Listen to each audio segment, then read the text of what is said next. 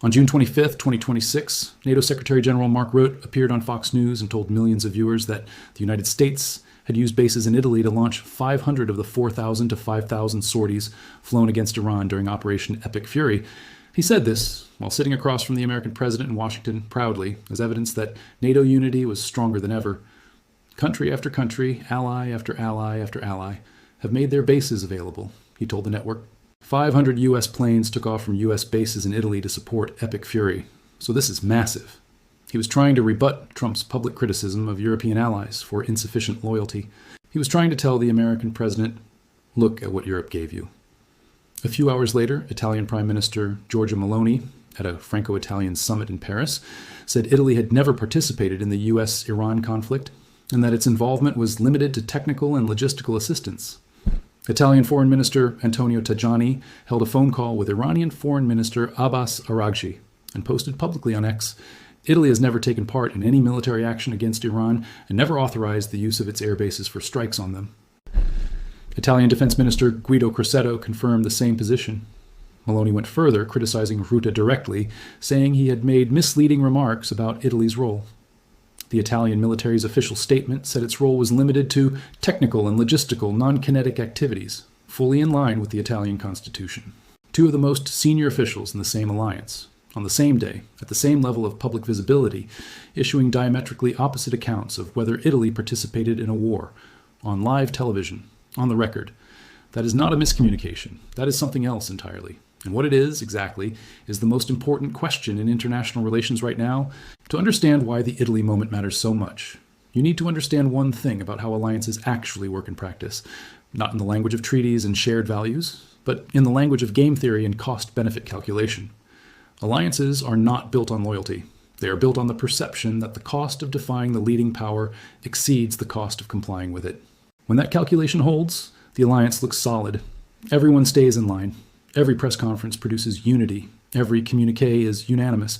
But when the calculation shifts, when the cost of loyalty begins to exceed the cost of defiance, or when the leading power's perceived strength begins to erode, individual members start looking for the safest available exit. And the safest exit is never direct confrontation. The safest exit is plausible deniability. You simply say you were not there. You say there was a misunderstanding. You say your role was limited, technical, non-kinetic.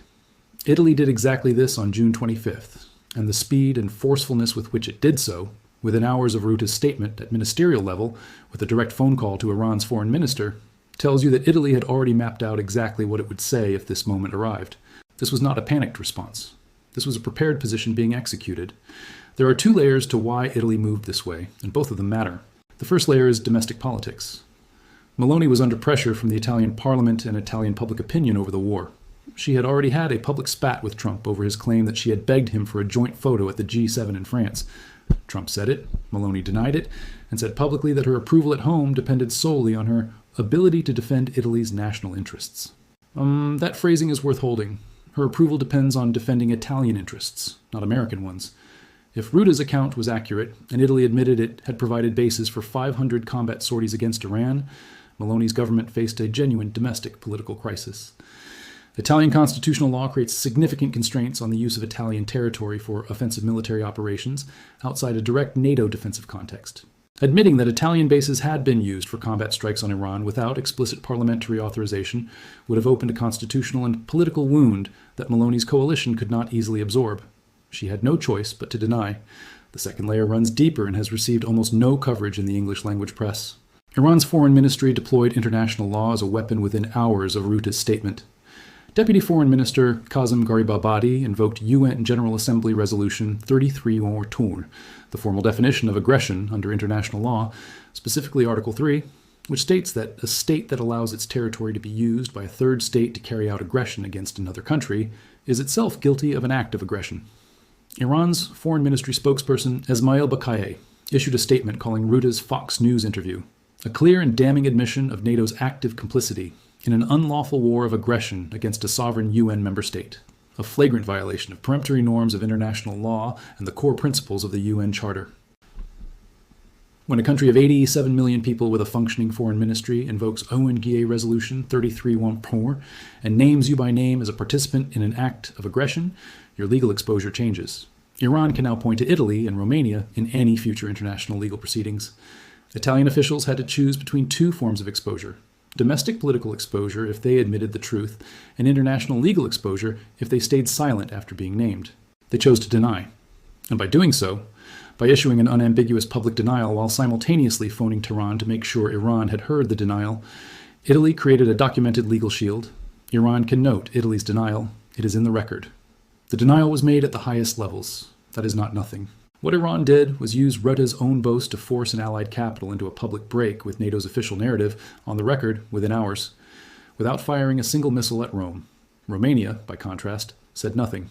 That silence is its own signal, and it points to the specific calculation that smaller NATO members in Eastern Europe are making right now. Romania is more directly exposed to Russian pressure than Italy and more dependent on American security guarantees in ways that make public defiance of the NATO narrative structurally more costly. But Romania also has Iranian oil interests and has been navigating its own domestic political pressures around the war. Its silence does not mean agreement with Rutte. It means Romania is calculating which way to go and has not yet decided. Watch Romania carefully.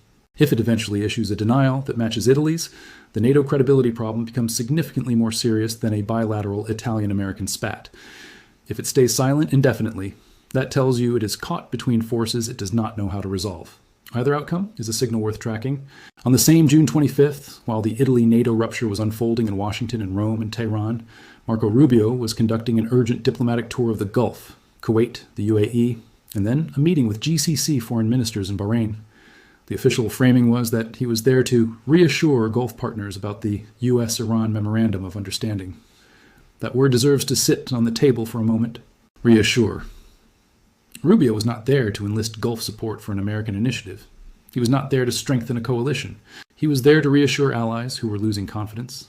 That is the diplomatic language of a power that is managing anxiety in its own network, not projecting strength through it.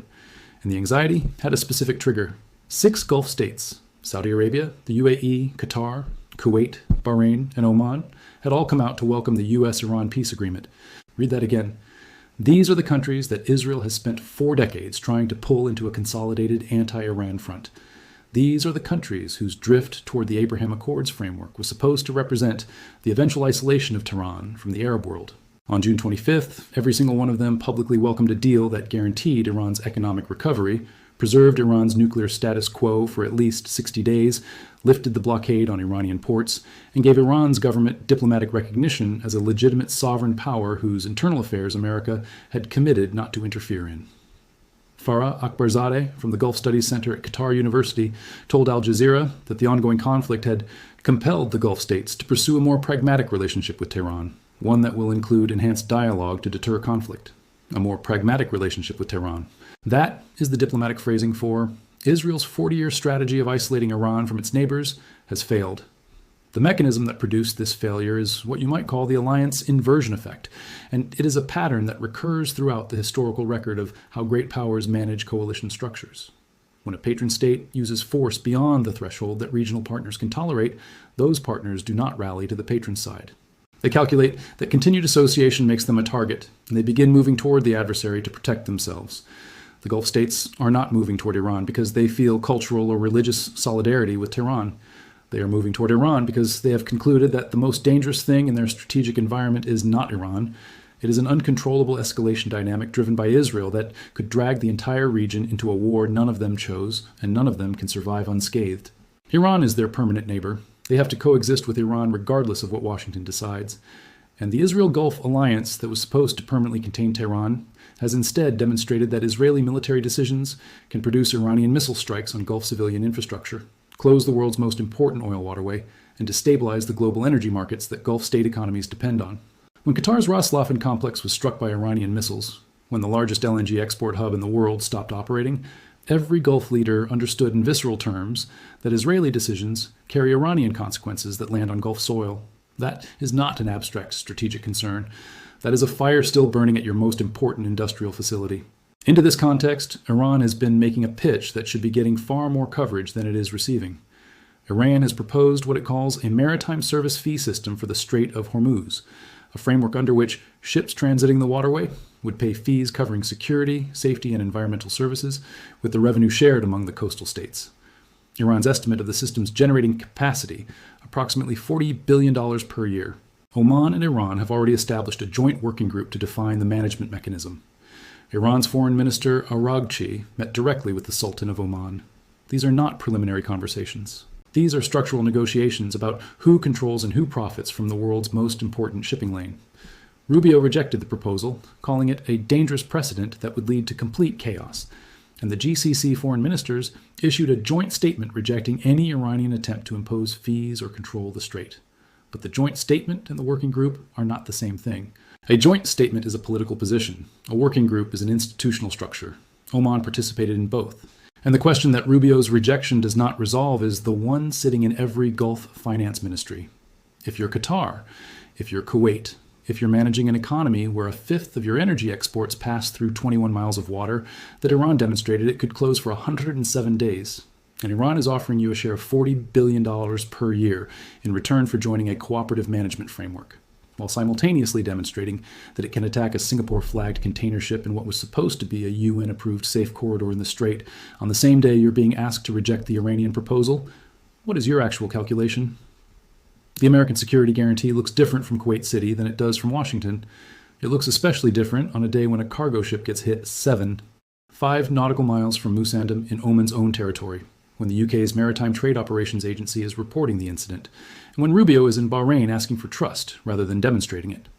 While all of this was happening on June 25th, the Italy rupture, the Gulf reassurance tour, the Hormuz shipping incident, Russia was quietly concluding what may be the most strategically significant diplomatic operation it has run since the beginning of its war in Ukraine. On June 17th and 18th, leaders of all 10 ASEAN member states traveled to Kazan, Russia, for a commemorative summit marking the 35th anniversary of ASEAN-Russia relations. Philippine President Ferdinand Marcos Jr., as ASEAN chair and as America's most important treaty ally in Southeast Asia, co-chaired the summit alongside Vladimir Putin. The summit produced 4 formal outcome documents: the Kazan Declaration 2026, a comprehensive plan of action for 2026 to 2030, and joint statements on energy cooperation and cultural collaboration. Malaysian Prime Minister Anwar Ibrahim secured assurances of long-term oil, gas, and diesel supply from Russia for the next 20 years. Indonesia, whose state energy company Pertamina had purchased 700,000 barrels of Arctic Novi grade crude from Russia in late April, creating new legal architecture through Presidential Regulation No. 26 of 2026 to navigate Western sanctions while fulfilling the commitment, is deepening ties that its domestic legal infrastructure is being specifically redesigned to accommodate. Vietnam signed an agreement to explore the construction of a Russian-designed nuclear power plant. Laos signed a similar agreement. Thailand and Cambodia are both pursuing trade ties through the Eurasian Economic Union. And Russia released 24 Filipino citizens who had been detained in Siberia for 9 months without charges, a goodwill gesture delivered directly to Marcos during their bilateral, at a summit specifically designed to pull the most American-aligned bloc in Asia toward Moscow's orbit, while America was too occupied managing the aftermath of the Iran war to mount a meaningful counter-effort in the Pacific. CSIS described the summit plainly. ASEAN member states, feeling the pinch of rising energy prices in the aftermath of the Iran war, produced a joint statement with Russia on energy cooperation. The Iran war created the energy crisis. The energy crisis created the opening. Putin filled the opening. Russia did not fire a single shot in this conflict. It did not need to. Russia's financial gains from the conflict are not rhetorical. The disruption of 20% of global seaborne oil supply through the Strait of Hormuz for 107 days elevated global oil prices dramatically. Every barrel Russia exported during that period sold at a significantly higher price than it would have otherwise. Russia's revenues from elevated energy prices during the conflict period added billions of dollars to state revenues. At the same time, Russian engineers returned to the Bushehr nuclear power plant in Iran to resume construction on reactors 2 and 3, which had been delayed by airstrikes. The Rasht-Astara Railway, part of the international north-south transport corridor connecting Russia to Iran through the Caucasus, resumed construction with Russian engineers back on site. Russia is not providing these things out of solidarity. Russia is building infrastructure dependence. An Iran that needs Russian railways for its ground trade corridors, Russian engineers for its nuclear power program, and Russian diplomatic cover at the UN Security Council is an Iran that will orient its post-war reconstruction toward Moscow, whether or not any formal alliance document says so. The infrastructure is the alliance. It does not need a treaty. And then there's what China was doing on June 25th and the days surrounding it. While Italy and NATO were contradicting each other on Fox News, while Rubio was running his Gulf reassurance circuit, while Russia was locking in ASEAN energy partnerships, China was hosting the 17th annual meeting of the New Champions, Summer Davos, in Dalian, Liaoning province. Premier Li Qiang delivered the opening address, detailing China's entry into its 15th five-year plan period, which Beijing released in March 2026. The plan calls for clean energy to reach 30% of electricity generation by 2030, targets a 17% reduction in carbon emissions per unit of GDP over the five-year period, lays out action plans for 9 major heavy industries to reduce energy consumption, and positions China explicitly as what the Columbia University Center on Global Energy Policy assessed as the country's ambition to become an energy powerhouse. The 15th five-year plan is not a climate document. It is an economic positioning document. In its release, during the exact global energy crisis produced by the Iran war, is calibrated to a specific audience. Every government in the world that is currently reassessing its energy supply chains, every company that is looking for a stable supply of industrial goods, every emerging market that wants a credible alternative to a global order that just demonstrated it can produce 107-day oil disruptions without warning. Li Qiang told the 1,700 participants from more than 90 countries. While the world is marked by turbulence and uncertainty, China stands out as one of the few places characterized by a unified domestic market and a high degree of stability. He was saying, "We are the safe harbor. We are the reliable partner. We are the country whose five-year plans proceed on schedule while your alliances are contradicting each other on cable news." China's GDP grew 5% in the first quarter of 2026 and maintained that trajectory into the second quarter.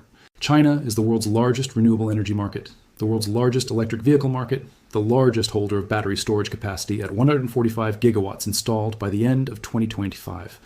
While America's PCE inflation hit 1% in May 2026, its highest level in 3 years. Driven in part by the energy shock from the Hormuz closure, China's economy absorbed the disruption through the strategic petroleum reserve it had spent years building from discounted sanctioned crude and kept growing. The 5% GDP growth figure was cited at Summer Davos not as a victory lap, but as a product offer. China is selling stability, and in a world where the alternative is the June 25th news cycle, stability is an extremely attractive product. Two Chinese-built military analysts in 1999, Chao Liang and Wang Xiangsui, published a study called Unrestricted Warfare. Their central argument was that a militarily superior power cannot be defeated through conventional military means, but can be forced to exhaust itself if you apply coordinated pressure across economic, diplomatic, legal, and psychological dimensions simultaneously until the cost of maintaining hegemony exceeds the benefits of sustaining it. What you can observe on June 25, 2026 is that argument operating in real time, though without any formal coordination among the parties applying the pressure. Iran is running the frontline role. Asymmetric military pressure, the Hormuz fee gambit, legal warfare using UN Resolution 33 Maftour. Russia is running the support role. Energy market profiting, infrastructure construction in Iran, diplomatic cover at the UN, ASEAN outreach while America is distracted. China is running what you might call the inheritance role, building the industrial and diplomatic infrastructure of the next decade, while its rivals exhaust their resources managing the present one. None of these three powers needed to coordinate formally to produce the results visible on June 25th. Their interests overlap enough to produce what looks like coordination from the outside. And America has to respond to all three dimensions simultaneously. The military dimension in the Gulf, the diplomatic dimension with Gulf states and European allies, the economic dimension with domestic inflation and energy prices, with a military doctrine designed for Cold War-era peer competition and an economy carrying $39 trillion in national debt that requires the world's continued confidence in U.S. Treasury bonds to finance. If 10-year Treasury yields move above 5%, the pressure on the Iran deal intensifies dramatically because the deal's economic rationale depends on reducing oil prices, to reduce inflation, to reduce domestic political pressure before the midterms. The deal and the debt are connected through the energy price mechanism. Iran knows this, China knows this, Russia knows this. The strongest counterargument to this analysis is the one that historical precedent genuinely supports. In 1966, France under de Gaulle withdrew from NATO's integrated military command structure. It was a dramatic rupture in alliance solidarity. NATO survived. France is still a full member. Allied disagreements, the counterargument runs, do not necessarily mean systemic collapse. Individual states acting in their immediate self-interest is not the same as a structural shift in the global order. That argument has genuine force. It is not wrong, but here is what it cannot account for. In 1966, France withdrew while the Soviet threat remained existential. Every NATO member still needed the alliance because the alternative, Soviet domination of Western Europe, was worse than any disagreement with Washington. The threat structure held the alliance together despite French dissent. In 2026, the threat structure is different. Iran is not an existential threat to Italy or Qatar or Malaysia. Iran is a neighbor, a potential economic partner, and a demonstrated disruptor of global energy markets whose disruption capacity has now been proven at scale. The cost of saying no to Iran is not European communism. It is being named under UNISA Resolution 3312, while your NATO Secretary-General brags about your contribution on Fox News. The cost-benefit calculation of alliance loyalty has shifted. And when the calculation shifts, alliances shift with it. Not all at once, not dramatically, but through the accumulated weight of individual decisions made by individual governments protecting their individual interests. Italy calling its own foreign minister to Tehran is one of those decisions. Malaysia signing a 20-year energy deal with Russia is one of those decisions. Indonesia creating new domestic legal architecture to buy Russian crude without triggering bond covenant violations is one of those decisions. Qatar establishing a joint working group with Iran on Hormuz management is one of those decisions. None of them is individually decisive. All of them are pointing in the same direction. What June 25th, 2026 showed is not the collapse of American power. It is something more specific, and in some ways more consequential. It showed that the aura of American power, the projected sense that the cost of defying Washington is simply too high, is experiencing a structural stress test. The aura does not collapse from military defeat. It does not collapse when adversaries attack. It begins to leak when allies calculate that the cost of loyalty is rising relative to the cost of quiet, deniable defection. Italy did not attack America on June 25th. Italy simply said it was not there. That is not the same thing. But it is the beginning of a process that, if it continues and spreads, eventually produces the same result. What to watch in the next 60 days is therefore not the formal nuclear negotiation track, though that matters. What to watch is whether Romania eventually issues a statement that matches Italy's.